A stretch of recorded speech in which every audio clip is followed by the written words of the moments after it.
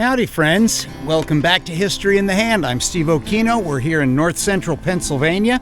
I'm within sight of my house because I only have just a little bit of time this afternoon, but I thought I would invite you to come along, and we got a little time. It's, I don't know, it's in the 40s. It's November. The world looks kind of stark, but there's no reason why we shouldn't grab a metal detector and see if we can find some history to hold right in our hand. Come on, let's see what we can find. I'll see you at the first hole. Get to where I wanted to start. I was just walking over there. Got a signal. It is suspiciously firearms sounding, but we don't ever know. Even though we don't ever know, sometimes we can have a pretty good feeling. So, 243 shell was that. Okay, well, that's cool. So our first hole is firearms related. 59 signal. As far down as it goes. Huh. What in the world? Okay, I can identify that even without brushing it off with my trusty toothbrush. This is a brass rivet from horse tack, and what's cool is the leather is still in place. So we are holding a piece of history right in our hand. That's pretty cool. Love it. Piece of American history. On to the next. All right, well, we found a couple things in this hole. We found an old aluminum tube of something, and there are innumerable things that could be, but this looks like a lighter. It is. Yup, that is an old cigarette lighter. I'll be careful about how I wipe it off. But this would have been pressed down. This cover would have popped up and a spark would have generated. And I don't know if this was, I guess if it had a screw, it was to refill lighter fluid. And there is writing there, but I do not know. Oh boy, I don't think I can see it. That's great. On to the next. Clearly a fired bullet.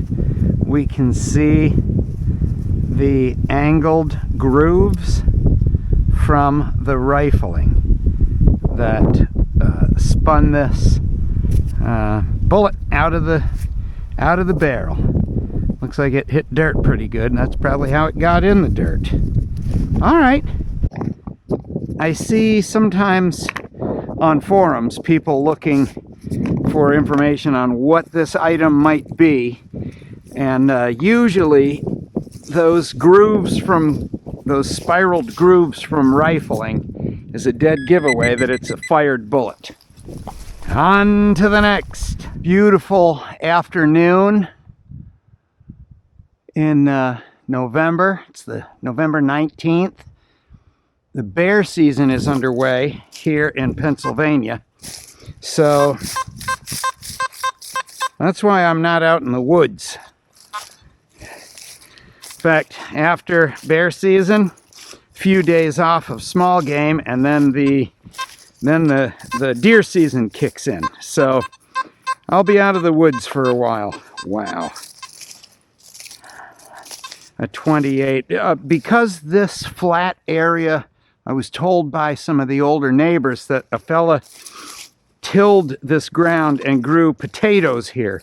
So that's why there are large patches of chopped up cans and stuff like that. So when I get a number of those signals all in one spot, I kind of am tempted to just keep on going.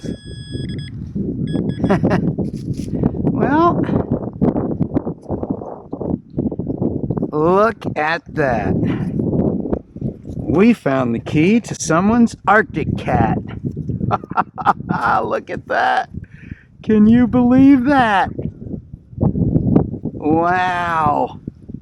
Looks like it was in some kind of plastic case. Wow, that is cool. Well, I wonder if the old snowmobile is still running. Oh, that's cool. That definitely goes on the interesting things side. When my son and I were out detecting the other day, when we got done at the end of the day, I forgot to have him turn.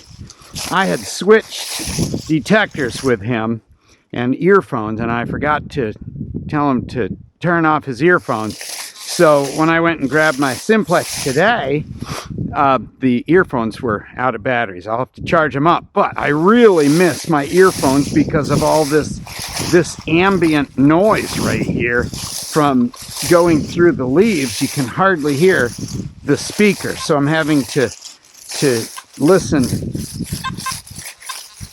extra careful. The fall is a wonderful time to take advantage of earphones because it's so nice to hear those signals and the variations in the tones coming from right inside your head, especially when there's so much extra noise.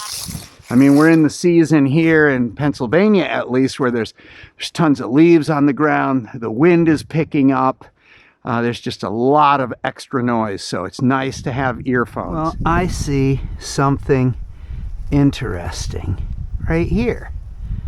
Don't know. That is so cool. Oh my gosh. Well, what would you say this is? Wow. That must have been some skeleton key that went through that. Oh, baby. Wow. Oh, that is wicked cool right there. I did find a gigantic, a big, long skeleton key once. That might have been that big, but that's huge. No, wow, that is going to pieces. I have no idea what all this stuff is doing way up here on this bank underneath this ancient apple tree. But number of things here, I don't know, that could be anything. That could have been from a lawnmower or who knows what, but boy, it's really going to pieces. All right, let's keep going. Pretty soon that sun's going down and the temperature is going to plunge, and then it won't be any good. Wow, now we got a screaming signal right underneath this old tree.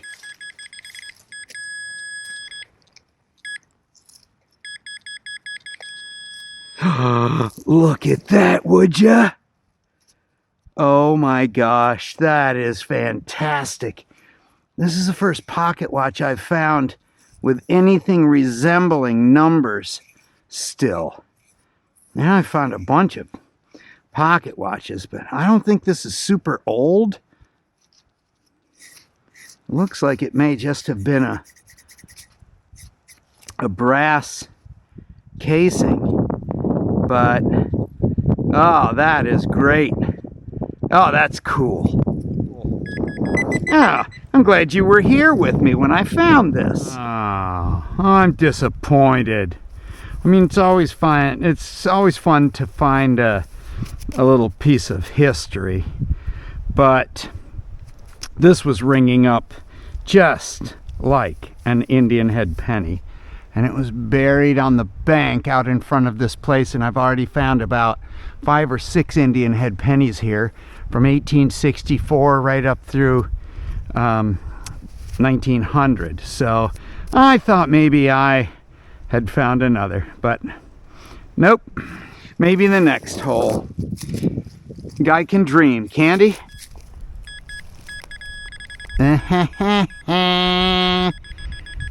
Oh, baby. What have we got here? I think I see Lincoln. Yes, I do. I see Lincoln. That'll be a wheat penny for sure. There's the NE. Well, we're done with our 1 hour hunt. Wasn't bad for a short amount of time. The sun is setting. There it is, just going over the horizon. And so the temperature's already starting to go down. So let's take a look real quick what we've found. I have it spread out here on the hood of our fabulous detector mobile, the Volvatron. Found a bullet, found a pretty old weedy, found a cool old lighter. I don't think the flint works anymore. We found a brass rivet from Horse Tack. We found a pocket watch, a gigantic, I don't know if that's an escutcheon or what, for a big skeleton key. Found an Arctic Cat snowmobile key and a couple of fired bullet shells. So not bad considering. So this is Steve thanking you for joining me this long, and we'll have to remind you, as we always do, that if you're not looking for it, you're not going to find it. Thanks for coming along. We'll see you right here. You are invited to join us next time on History in the Hand.